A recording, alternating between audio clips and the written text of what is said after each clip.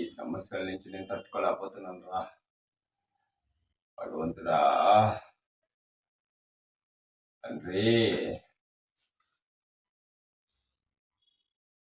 మనిషి డబ్బు డబ్బు డబ్బు డబ్బు అని చచ్చిపోతాడు.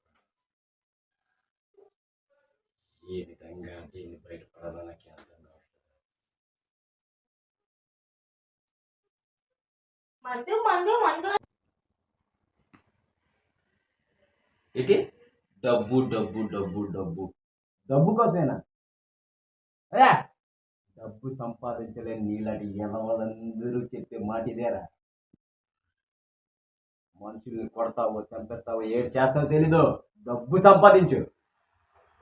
ప్రపంచం అంతా డబ్బు చుట్టే తిరుగుతుందని వండం కాదు, డబ్బు సంపాదించి చూపించాలి.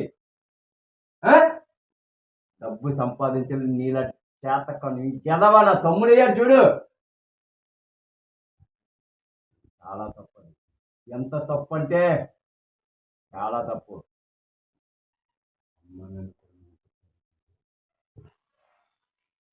ఇంకొక మాట మాట్లాడాను అనుకో, చాలా దారుణంగా వెళ్ళిపోద్ది. చాలా మంది అంటారు, పెద్ద పెద్ద వాళ్ళందరూ ఏమని ఆటో వేసుకొస్తాడబ్బా.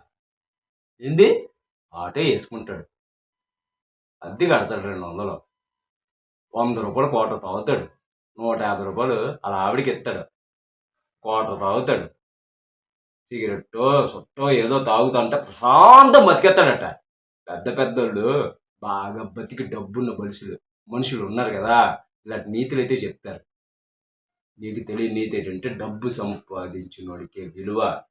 కలికాలం ఇది చలికాలం కాదు, కలికాలం.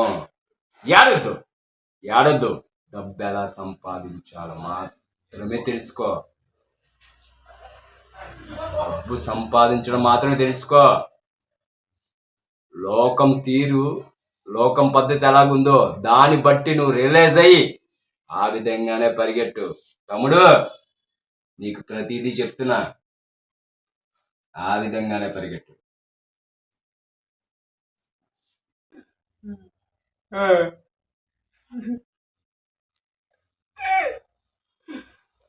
అనియా, నేను నిజంగానే పెట్టుకోండిరా.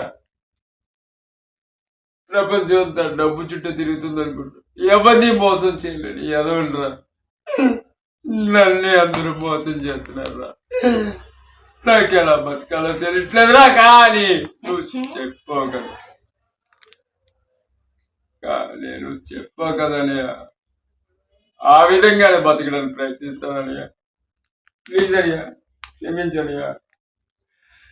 అనియా ప్లీజ్ అనియా, ప్రపంచం డబ్బు చుట్టూ తిరుగుతుంది కానీ నువ్వు బతికినట్టుగా నేను బతకలేకపోతున్నాను అనియా.